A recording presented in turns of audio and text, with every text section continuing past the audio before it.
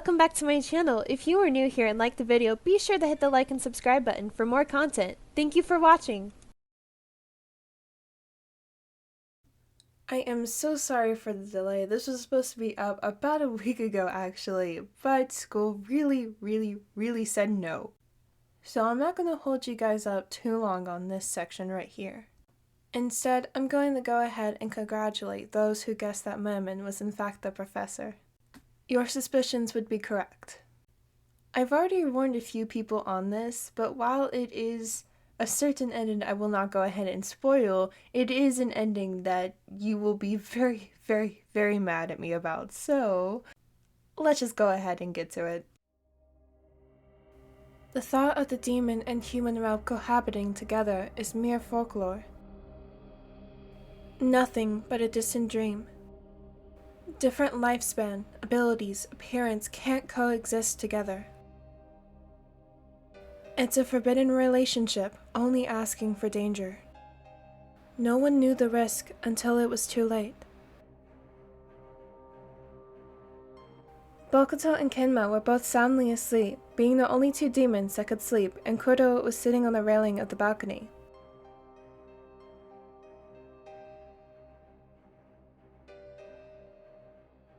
Akashi stepped outside with 2 cups of tea in hand. Careful, you might fall.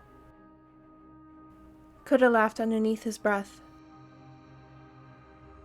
Trust me, it'll take a little more than a fall to take me down. Akashi offered one of the cups of tea. Or can you not have this? I heard from Bokuto-san that human food can be toxic to you. I wasn't sure that if drinks were too, or... Thank you. Kuro grabbed the cup, cutting the smaller from rambling anymore. Is something on your mind? Kuro sighed. You're a perceptive human. It is what I'm known for around here. Akashi giggled. The vampire took a deep breath before he began speaking again. I can't have blood. Wait, but... You're a vampire. Isn't that your only source of food? Yeah, it is. Kuro found himself fiddling with the untouched cup of tea. Only pure-blooded vampires are allowed to drink blood. It's ironic. Pure isn't really in our nature. He laughed hoarsely, taking in the fresh night air. He began explaining everything explicitly. In the demon realm, the races are divided and each clan is given a ruler. For the vampire clan, Kuro's uncle became the ruler since he was firstborn, making him pure-blooded. Tetsuro's father is 13th in line to be ruler, so even though they share the same DNA, Kuro is not pure-blooded.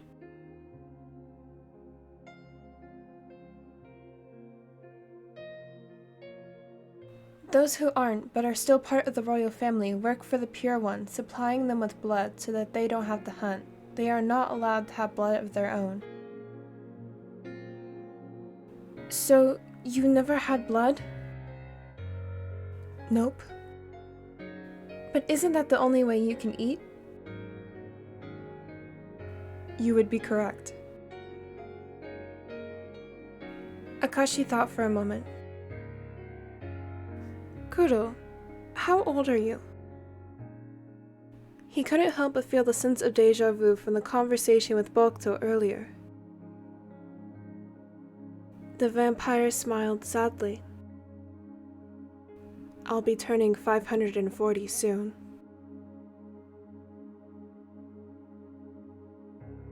Keiji, I'm dying. There was this unexplainable ache growing in his chest and a lump building in the raven's throat. That's impossible. You're immortal, so you can't die. Kuro set aside his cup of tea. Even immortal beings meet their end. Bokuto mentioned that there is a way to kill vampires. Could this be it? You're dying because you can't eat. Is that it? That's simple. We can just get you some blood. You said that mine smelled sweet. That'll work, right? Why was he getting so upset? Not even 2 days ago did he know that their kind was real. How did everything escalate in that manner?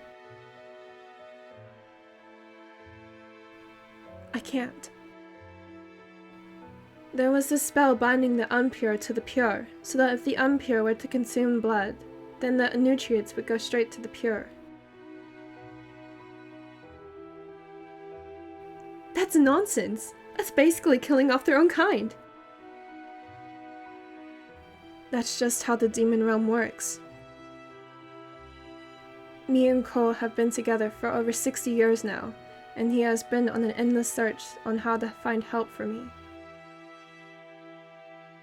But it's only a matter of time before it's too late.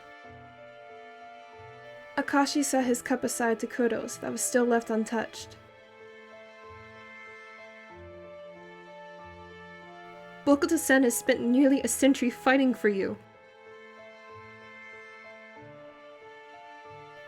He grabbed a hold of his cloak, pulled the taller closer. Don't you dare give up! The vampire's eyes widened. Finally, he saw what Kema had been so drawn to. Kuro always put up this front about being uncontrolled by the urges to take blood and what he thought was good for him, when in reality, he just didn't want his kind to get what they wanted. Blood. Have you ever tried drinking blood?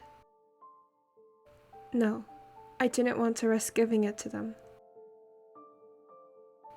Would you want to try to drink mine and see if it helps? The thing is, since Kuro spent his entire extended life without consuming blood, he wasn't sure if he would be able to stop himself from killing Keiji. He was scared of himself.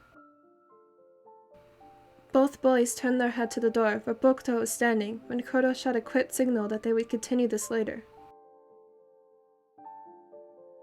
Akashi didn't want to talk later. He wanted to talk now. What if later insisted of Kuro already dead? Shouldn't you be getting to bed? You have class tomorrow, don't you? Well, yeah, but... Kuro gave a soft smile towards him. It's fine. You have a busy day tomorrow. We don't want you collapsing from exhaustion.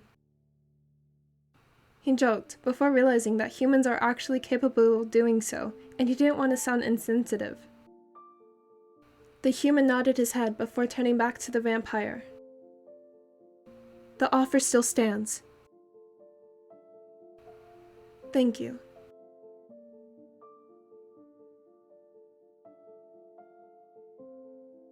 The sun rose over the horizon, casting off wondrous shades of purples, pinks, and oranges into the dusky sky.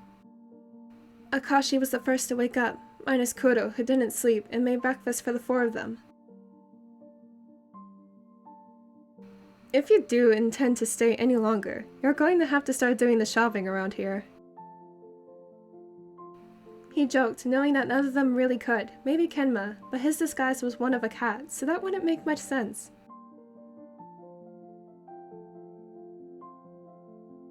Although, he was questioning when the three demons would actually leave. He knew that both Bokuto and Kuro were held down here with Kenma wanting to stay by his side, but how much longer would that be?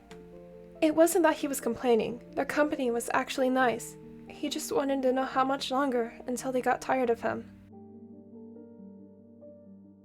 After setting their breakfast aside and made Kuro some tea after finding out that's the only thing he could have from the human realm, he gathered his things together for class.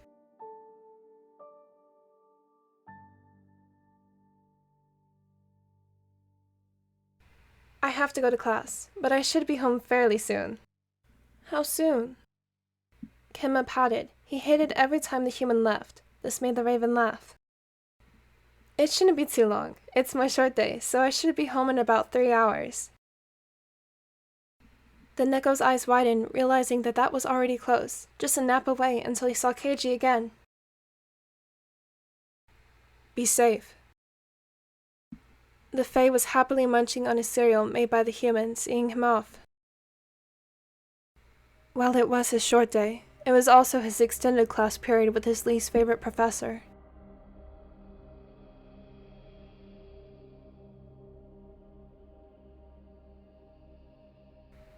If he wasn't already so close to ending the semester, he would totally opt to be switched to a different class, if only he'd seen the signs sooner. It was yet another class that dragged on, not the subject itself. It was actually quick to catch on. It was the professor. His gaze that was practically glued on the smaller was not unnoticed by him. Even some of the classmates could tell, yet no one did anything about it. He would just distract himself on the topic, and after class he would run home and see all three of his friends waiting for him. He would snuggle close to Kenma with the other two close by. He never hugged the other two demons, but they sure liked they would give the best ones.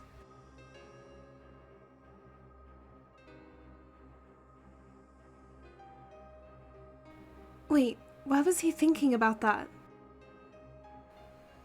It was definitely easier than thinking about them than the lesson that used to be his distraction, but now, it wasn't. The lesson just brought him closer to Earth, closer to him. He didn't want to be here. He wanted to go home, to them. Mr. Akashi? His eyes shot up, seeing the older man right in front of him. When did he get there? When did everyone else leave, leaving him alone in the same room as him? Oh, sorry. I spaced out. I'll be gathering my things now. No, I don't think that's necessary. I'd like to have a word with you. The younger ignored the latter, still putting his items back into his bag. Do you believe in demons? He froze. Did the professor find out he was hoarding 3 demons in his home? No, he had to warn them. They were in danger. No, not really. I enjoy reading mythical stories about them, but that's it. The professor took a seat on Keiji's desk, making him cringe. What if I told you demons were real? Well, I think you were crazy for one. He got up, but the professor made him sit back down. Let me tell you a story. As you should know, there are 7 deadly sins, or cardinal sins. The raven sighed, realizing he wasn't getting out of this, and that made it all the more nerve-wracking. Those sins are ruled by 7 demons, or archdemons. His ocean blue eyes widened. That's where he remembered that term. Kenma was part archdemon. He was part of one of the deadly sins. First, we have Lucifer, the fallen angel ruling over pride. Beelzebub's sin is gluttony. We have the ruler of the underworld, Satan himself. His sin is wrath. Leviathan's is envy. Belphegor is sloth. Asmodeus is lust. Asmodeus? Didn't Bokuto say that was his father? Did that make him part archdemon? Akashi's head was spinning. And finally, my favorite, Mammon, ruler of greed. A demon who is willing to get anything he wants. He leaned in close. He is truly inspirational. I want you, Keiji. The entire conversation was screaming red flag. He needed to get out. Why are you telling me this? His eyes glued to the floor, not wanting to look up at the man in front of him. What if I told you there were demons living amongst you humans? You humans? Keiji tore his eyes from the ground and dared to meet his professor's eyes. His once brown eyes were a blood red with malice intent. No, the mention of demonology, and archdemon specifically, his professor's fascination with the sin of greed. His eyes widened, finally putting the last piece to the puzzle. You're Mammon. You always were such a wise student.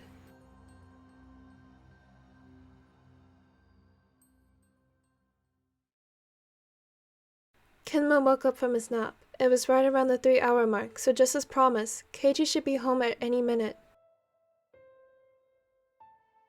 But those minutes turned into an hour. And that hour turned into 2. Where's Keiji? He questioned towards his 2 boyfriends who seemed to have noticed his anxious behavior.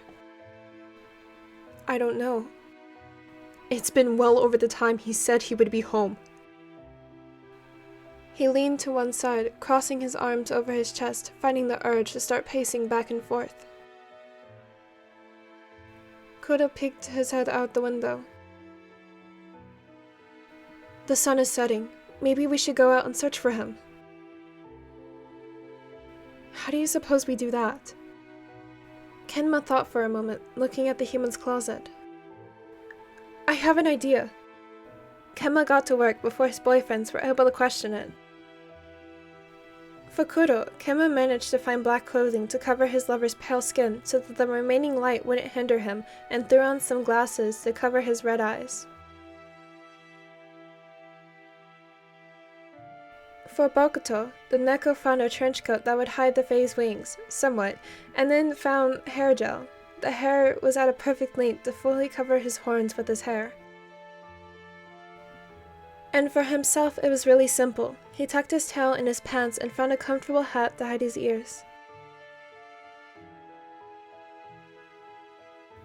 We better hurry. I don't like holding my wings like this. It reminds me of being trapped in a cage.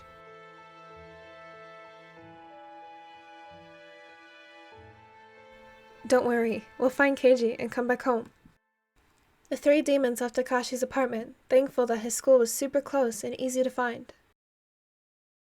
They expected to find Keiji getting held back from studies, and maybe even soundly asleep.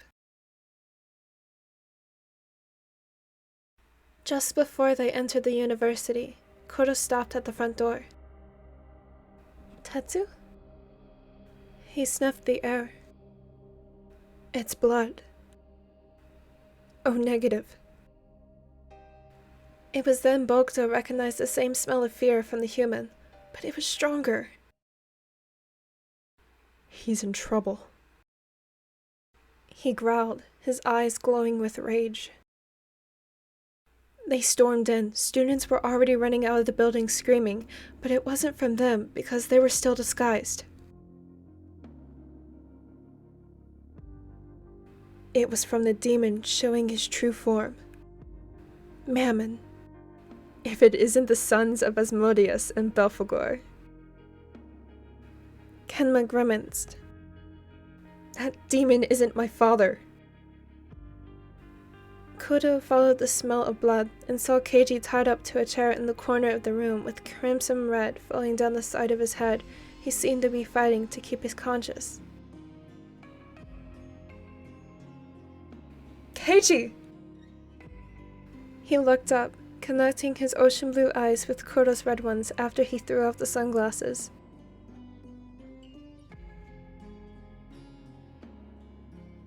It resembled everything like a sapphire and ruby stone meeting together.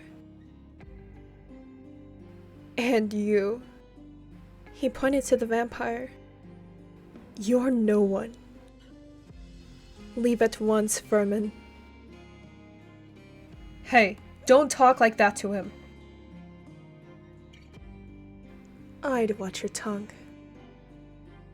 A figure appeared from the shadows, making both Bokuto and Kenma cower, knowing the power he held, the oldest sin of all, pride. Satan was here.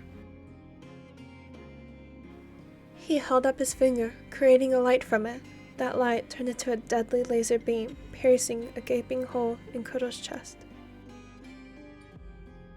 Tetsu! He spit up blood, finding his legs too weak to hold his starving and dying body up any longer.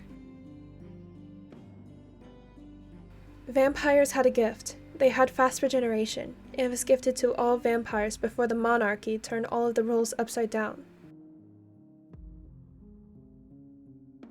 While all still had the gift, not all were able to use it. Only the pure ones. Without consuming blood, Kuro was just as fragile as a human. He was as good as dead. Both Bokuto and Kenma knew this. A new type of fire burned in the Fae's eyes. A dark shadow casted over the room. Both Bokuto's and Satan's sin of wrath were battling it out with their aura alone. Mammon could have mistaken the Fae as Wrath's son at that very moment. Akashi stared with wide eyes, seeing Kuro's dying form on the floor. Kuro! Tetsuro! He turned his head without eyes connecting once more. Kenma felt his eyes sting.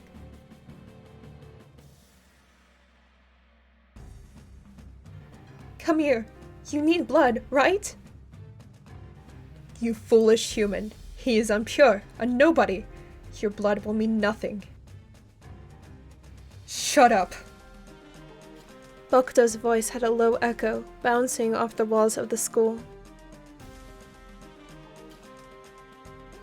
He held his hand out, and a sword grew from mid-air into the palm of his hand, his talons wrapping around the handle. Your fight is with me. Tetsu, that offer! Later is now! Akashi found broken glass on the ground next to him, and was able to get a hold of it and cut himself free, cutting his hand in the process. Thin trails of red turned into thicker ones, making Kuro drool. He was so hungry, but so weak. Come on! He begged. Please, I can't let you die! He cursed that he found himself crying, but that was all that he needed to break the vampire's resolve. It was only a matter of seconds before Kuro's fangs were plunged deep into the human's neck. He yelped out of his surprise and the sharp stinging sensation that overcame him. His eyes widened, seeing steam form from his wound.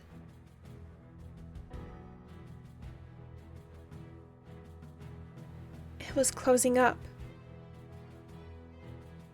Akashi laughed, letting his own happy tears fall.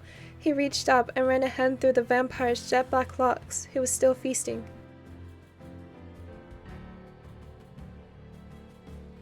Good. Eat up. You're doing so good. He knew full well that the taller was scared of himself for what he was, so seeing him overcome that was everything just to stay alive. That's impossible! I said your fight is with me. Bokuto roared, lunging at Mammon, successfully slicing his arm off. Satan! He yelled, asking for help, but the demon only laughed in response. What? This has been amusing. 2 half-blood archdemons, a vampire who survived my attack, and a human. His lips turned into a devilish smirk. Are you not going to help me? He bursted into laughter. I'll watch from the sidelines today. Besides, your sin will never die. You'll just be reborn.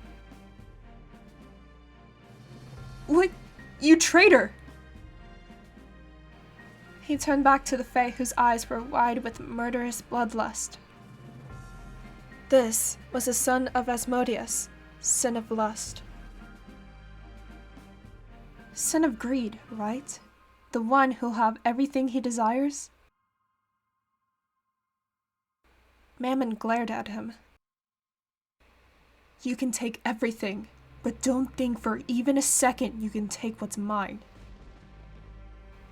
Because of Mammon, both Kuro and Akashi almost died. That was enough to send him over the edge. Bokuto plunged the sword into Mammon's chest. Try again in your next life. He fell to his knees, letting his own greed be his demise. Satan chuckled, disappearing back into the shadows. He turned his head, hearing his lover Kenma screaming. Tetsu, stop! He kept on trying to pull Kuro away from Keiji, who was still sucking his blood, his hunger coming before anything else. Akashi's mouth hung open, His eyes hazing over with his vision blurring in and out. He felt lightheaded even though he was sitting down, suddenly feeling very cold and tired. Tetsuro! Bokuto successfully pulled him from Akashi, who slumped to the ground. Get a hold of yourself! As if snapped from a daze, his eyes widened, realizing what he did. He lost control. He took too much. He let his 5-century hunger take over. Bokuto turned to Akashi, whose breathing was dangerously slow. He cursed. He held his hand out, using his demonic energy to heal his wounds, but more importantly, the bite that took his blood.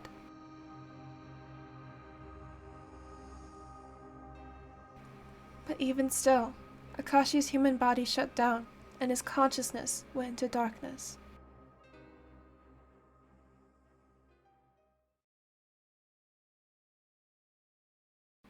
Kota paced back and forth. This was his fault. If he hadn't lost control, Keiji would be okay. This was far from okay. The face stepped out of Akashi's bedroom, smiling. He's okay. Stable, at least. Kota sunk to the ground, sighing in relief. Kenma stepped up. Tetsu, you're okay. It was true. He didn't look as scrawny as before. He had more definition and had muscle. He looked healthy. He wasn't going to die. You broke the curse. Keiji broke the curse. He corrected. He wasn't sure how, but the human did something that none of his lovers who were demons could figure out. I've been thinking. We should leave. What? He took a breath. Keiji is a human. He shouldn't even know what the demon realm is. We've put him into danger. Yeah, but... Bokuto paused, realizing what he was about to admit to his own lovers, which made the guilt build up. I love him. The Neko nodded his head agreeing, but both of them knew that Kenma was the first to fall victim to the human's charm. I do too. And because we love him, we have to do what's best for him and say goodbye. Kenma's eyes watered. But I don't want to. Still, he knew the taller was right. They were demons. Keiji was nothing like them. He belonged to the angels whenever his time comes. They couldn't bring him down when he already has so much potential.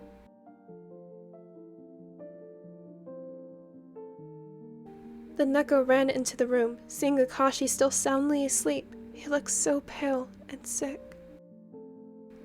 They did this. Kota was right.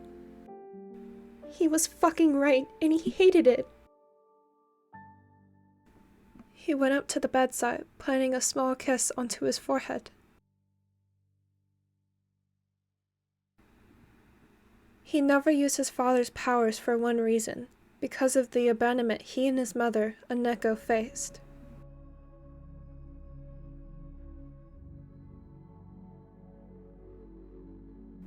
He never even met the dude. With his mother long dead, his own spite grew. Just this once. Let me use your power. He placed a hand over the human's forehead and wiped his memories of everything about the demon realm and them. He sobbed while the other two walked in. I guess we are all facing something. He's changed us for the better. Bokuto bent down, his bangs brushing over Akashi's nose, and placed a small kiss on his lips. Goodbye, my love. Kota walked up and laughed. I told you it was a stupid and reckless idea for me to taste your blood. Thank you. He gave a gentle squeeze to his hand.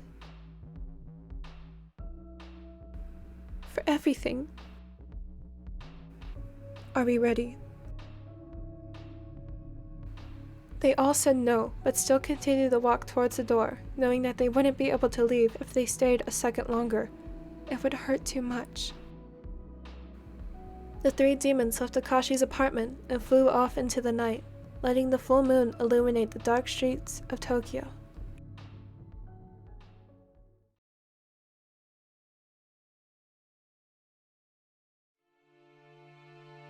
Akashi made it big. After graduating college, he applied to go to a literature department from a major publisher, but somehow ended up becoming an editor for the weekly shonen manga magazine.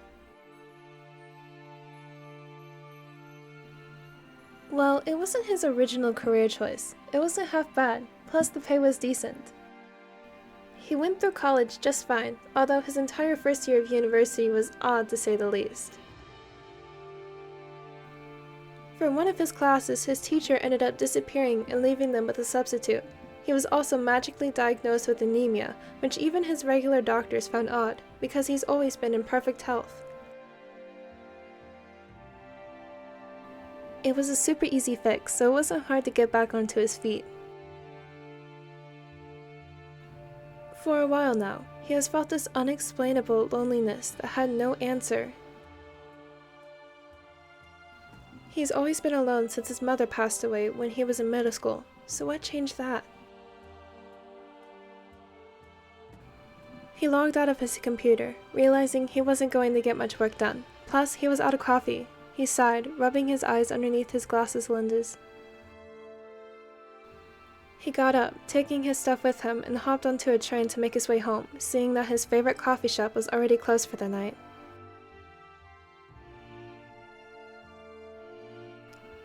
His luck just seemed to be running out lately.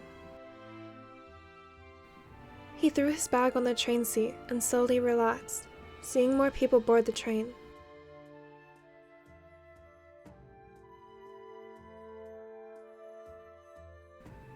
There were 3 specific people that caught his attention. One, which was the most suspicious, was wearing all black with sunglasses in the middle of the night. Another wore a trench coat that seemed to have a bulge coming from back. Totally not suspicious. The third seemed to be the most normal looking one. The boy with the trench coat caught him staring. Hey. Hi. The 3 smiled at him, suddenly feeling that loneliness vanish. He could play along with this. Alright, this is officially the last part of the Halloween special. While it did have a good ending, this is probably one of the endings that I probably would have strangled the author for, so I'm ready to be murdered. I hope you guys enjoyed this story as much as I did while writing it. Thank you for watching. As always, if you'd like to be kept up to date, check out any of my social medias. I hope that you all have a wonderful day or evening.